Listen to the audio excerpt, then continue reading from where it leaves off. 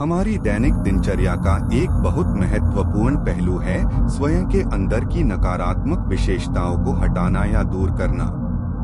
साथ ही हमें ये भी सुनिश्चित करने की आवश्यकता है कि ये हमारे व्यक्तित्व में न झलके, ताकि हमारे रोजमर्रा के कामकाज में किसी भी तरह की रुकावट पैदा न हो। स्वयं में बदलाव की इस प्रक्रिया में कुछ लोग खुद की कमी कमजोरियों के प्रति बहुत अधिक संवेदनशील होते हैं।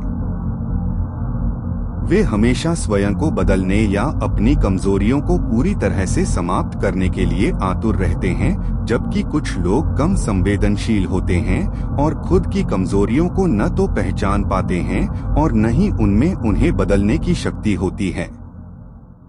सेल्फ ट्रांसफॉर्मेशन की दिशा में आध्यात्मिक शक्ति से भी पहले और सबसे महत्वपूर्ण शक्ति है महसूस करना कि मेरे अंदर एक विशेष कमजोरी मौजूद है।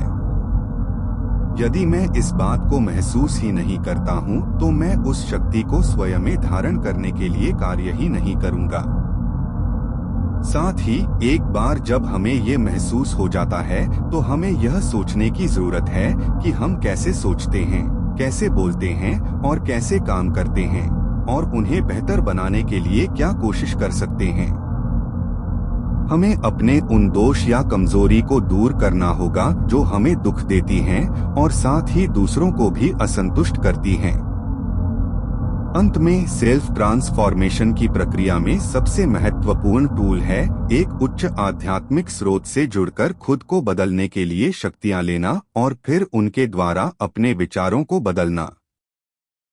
साथ ही ये शक्तियां हमें हमारे विचारों के बीच हमारे व्यक्तित्व में परिवर्तन लाने में मदद करती हैं। एक बार जब हमारे व्यक्तित्व में परिवर्तन आने लगता है, तो इससे हमारे विचार भी उसी प्रकार बदलने लगते हैं। विचारों के परिवर्तन से हमारी भावनाएं, दृष्टिकोण, दृष्टि, वाणी और कार्य एक सकारात्मक दिशा की तरफ बढ़ने लगते हैं।